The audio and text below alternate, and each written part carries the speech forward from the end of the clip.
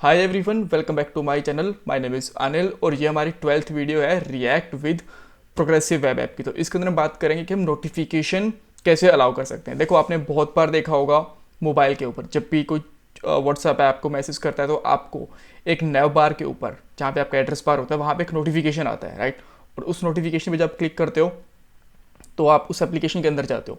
Same इसी तरीके से जो पुश नोटिफिकेशन होते हैं वो क्रोम के ऊपर भी काम करते हैं, राइट। आपको मैं एग्जांपल दिखाता हूँ और वह एग्जांपल हम बनाने भी वाले हैं।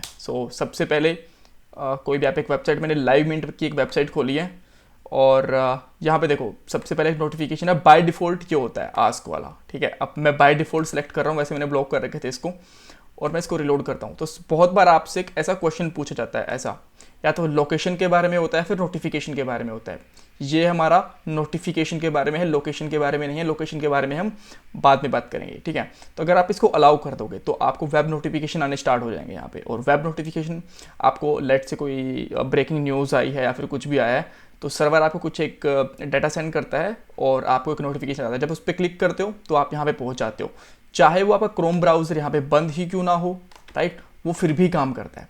तो हम इसी की बात करने वाले हैं। ये एक वीडियो में कंप्लीट नहीं होने वाला है, इसके अंदर 2-3 वीडियो लगेंगी। सबसे पहली चीज़ तो इस वीडियो में ये बात करने वाले हैं कि अब ये पॉपअप कैसे दिखा सकते हैं। इससे आपको आप कह सकते हो कि पुश नोटिफिकेशन में 30% आपको क्लियर आइडिया हो जाएगा, राइट।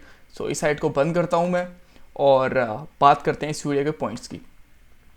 सबसे पहले कि पुश नोटिफिकेशन काम कैसे करते हैं ये मैं आपको एक डायग्राम में दिखाऊंगा। देन हम बात करेंगे कुछ कीज़ की, जैसे कि वैपिड की होती है, वैपिड पब्लिक की बोलते हैं इसको। इसका फुल फॉर्म होते हैं वॉलंटरी एप्लीकेशन सर्वर आइडेंटिफिकेशन। और बाद में एक एप्लीकेशन सर्वर की होती है, वो क्या होती है उसके बारे में बात करेंगे। और एक मैंने ऑलरेडी एक फंक्शन बना के रखे हुए हैं इसके लिए 2-3, तो मैं उसकी बात भी करूँगा। आप वो इंटरनेट से कैसे यूज़ कर सकते हो, मैंने उनको बिल्कुल ही कस्टम से बनाया है। अगर आप उसको कस्टम नहीं बनाना चाहते तो सेम चीज़ें मैंने आपके लिए ओपन करके रखी हुई हैं, आप यहाँ से भी ले सकते हो। मैं आपको बताऊँगा पूरी चीज़, राइट। देन उसके बाद में हम अलाउ नोटिफिकेशन कैसे करते हैं वो देखेंगे और छोटा सा कोड आपको जो हमें लिखना है वो मैं आपको करके दिखाऊंगा, राइट। सारा कोड आपको गिट के ऊपर मिल जाएगा, परेशान मत होइए, साथ में कॉपी करने की कोशिश मत करिए। पहले वीडियो को अच्छे से समझना और बाद में आपको कोड गिट के ऊपर ऑब्वियसली मिल ही जाएगा, राइट। सबसे पहले देखो, इस तरह के पुश नोटिफिकेशन मैंने एक स्क्रीन काटी हुई है और ये मैंने जस्ट हमारे वाले एप्लीकेशन के ऊपर टेस्टिंग कर रहा था, तब मैंने हमारे वाली एप्लीकेशन की काट के रख ली थी यहाँ पे, राइट।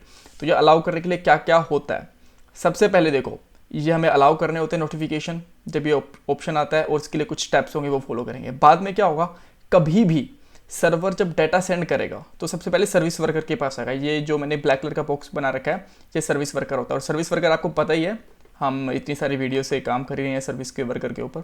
एप्लीकेशन में जाओगे और ये सर्विस वर्कर है, राइट। यहाँ पे आएगा और यहाँ से फिर एज ए नोटिफिकेशन सेंड होगा यहाँ पे, ठीक है। चाहे वो अगर आप PW बना रहे हैं तो एज ए मोबाइल नोटिफिकेशन भी सेंड होगा, नोटवेयर में आपको वो भी करके दिखाऊंगा। और वेब नोटिफिकेशन भी आपको मैं करके दिखाऊंगा। बट अभी के लिए आपको मैं ये वाला पॉपअप बना के दिखाऊंगा इस वीडियो के अंदर, क्योंकि वीडियो नहीं तो बहुत लंबी बन जाएगी और लंबी वीडियो के अंदर ज़्यादा कुछ ये समझ में आती नहीं है, राइट। स्टेप बाय स्टेप समझेंगे सब कुछ। ये चीज़ हमने देख ली। अब 2 चीज़ें, ये हमने काम कैसे करता है हमने समझ लिया कि सबसे पहले हमें इसको ये अलाउ करना पड़ेगा नोटिफिकेशन के लिए। बाद में सर्वर से कुछ भी डाटा आता है और वो सर्विस वर्कर के ऊपर आता है और हमारे वेब के ऊपर शो हो जाता है। अब आप ये बोलोगे नोटिफिकेशन लेने के लिए हमें इतनी मेहनत क्यों करनी पड़ रही है। देखो, जब हम नोटिफिकेशन लेते हैं ना वो एकदम से आता है, जैसे कि चैट के मैसेज होते हैं तो वो HTTP रिक्वेस्ट के ऊपर नहीं आते हैं जैसे कि हम API सेंड करते हैं। ऐसा नहीं है कि हर एक सेकंड के अंदर में चेक करते रहें कि सर्वर पे कुछ डाटा है क्या और बाद में डाटा मिलेगा, नहीं, ऐसा नहीं होता। TCP पोर्ट के ऊपर आते हैं। TCP पोर्ट चैट के लिए सबसे ज़्यादा यूज़ होती है, जिसको हम सॉकेट भी कहते हैं। उस पर क्या होता है कि जैसे ही कुछ भी सर्वर के ऊपर डाटाबेस में कुछ भी अपडेट होगा ना डाटाबेस के अंदर, वो फटाफट से हमें लाके दे देता है हमारे UI के ऊपर, राइट। और वो डाटा जैसे सेंड होता है तो हमें नोटिफिकेशन दिख जाता है, राइट। स्टार्ट करते हैं।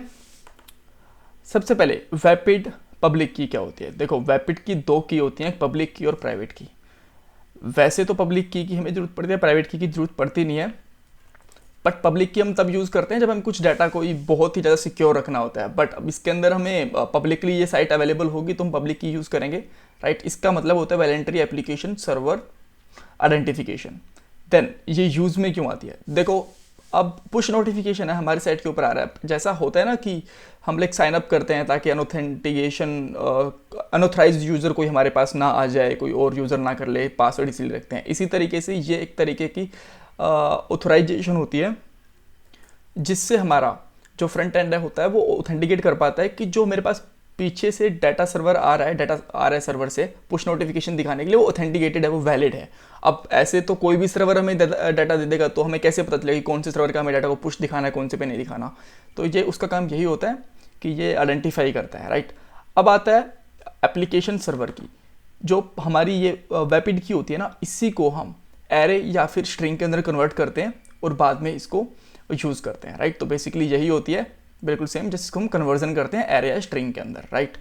सो अब मैं आपको दो फंक्शंस बताऊंगा जो इसी के लिए वेपिड की और एप्लीकेशन सर्वर की के लिए हमारे पास यूज़ में आ रहे हैं, राइट।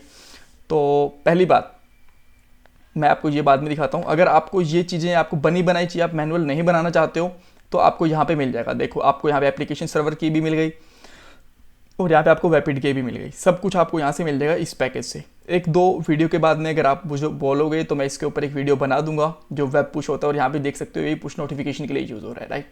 बट हम इसको पूरा पूरा कस्टम बनाएंगे। सो इसके लिए कर क्या रखा है मैंने, एक बेसिकली एक सर्वर की ले रखी है, ये हमारी वेपिड की है, राइट, ये वाली। अब इस वेपिड की से हमें करना क्या है, इस वेपिड की को हम पास करते हैं URL based 64 to unit 8 conversion. ये इसको क्या करेगी, बेसिकली स्ट्रिंग के अंदर कन्वर्ट करके दे देगी। अब इसके अंदर क्या होगा, सबसे पहले तो जब हमारे पास ये वाला की होती है, इसके अंदर एज एन पैरामीटर आएगी तो हम इसके अंदर कुछ रिप्लेस वगैरह कर देंगे कुछ आइटम्स। फॉर एग्जांपल अगर हमारे पास यहाँ पे अंडरस्कोर या फिर डैशेस हैं, उनको हम फॉरवर्ड और प्लस साइन के अंदर कन्वर्ट कर देंगे बेसिकली, और इसको हम 4 बार रिपीट करेंगे अगर इक्वल टू है तो, राइट। सो इस तरीके से है। तो ये बेसिकली फंक्शन आपको ये जो पुश वेब होता है ये इजीली प्रोवाइड करता है, बट मैंने यहाँ पे मैनुअल बना रखे हैं। आपकी मर्जी है, आप मैनुअल करना चाहो मैनुअल कर लो, उसको वहाँ से यूज़ करना चाहो वो भी कर सकते हो। मैं एक दो वीडियो बाद में उसकी वीडियो भी बना दूंगा, राइट। बट अंडरस्टैंडिंग के लिए हमें बेसिक चीज़ें क्लियर होना चाहिए, इसलिए मैंने यहाँ पे वीडियो बना दी। तो ये दोनों फंक्शंस यूज़ करेंगे हम, और बाद में हम थोड़ा सा कोड लिखेंगे, राइट। अब हमें कोड लिखना कहाँ पे है, ये देखो जो इनिशियली हम स्टार्ट करने वाले हैं, आपको पता होगा हमारे पास 2 फाइल्स बनाई थी हमने बेसिकली SW के लिए। एक तो हमने बनाई थी पब्लिक फोल्डर के अंदर, राइट, sw.js वाली यहाँ पे, ठीक है। इसके अंदर हमने कैशे वगैरह फाइल करी थी और डाटा को फैच करा था। एक और हमने फाइल बनाई थी sdev करके, राइट। तो इसी फाइल के अंदर हम यहाँ पे ये सारा काम करेंगे। सबसे पहले मैं एक एक करके फंक्शन रखना स्टार्ट करता हूँ। जो हमारी ये है डिटरमाइन ऐप सर्वर की है, इसको मैं उठाऊंगा यहाँ पे और कंट्रोल C करके मैं यहाँ पे रख देता हूँ। आप ऊपर रख लो नीचे रख लो, इस टोटली अप टू यू, कोई फ़र्क ही नहीं पड़ता इससे।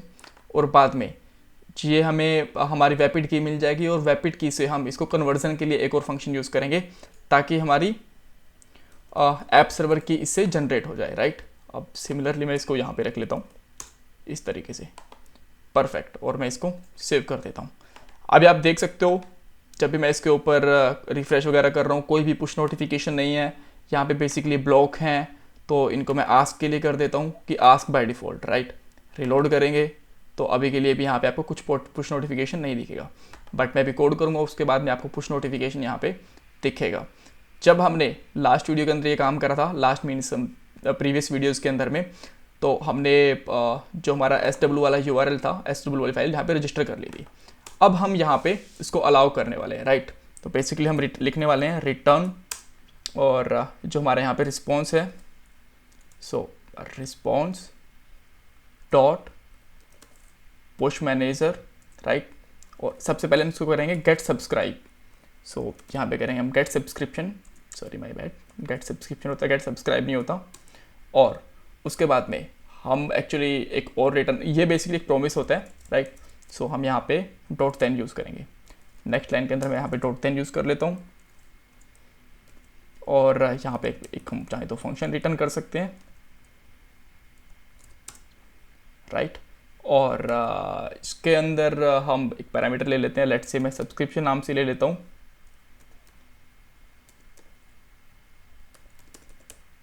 राइट। और फिर से मैं वापस से यहाँ पे आता हूँ। वैसे हमें जो ये अभी सब्सक्रिप्शन निकाला है इसकी अभी के लिए तो ज़रूरत नहीं पड़ेगी, बट स्टिल ठीक है, आने वाली वीडियोस में हमें इसकी ज़रूरत पड़ेगी।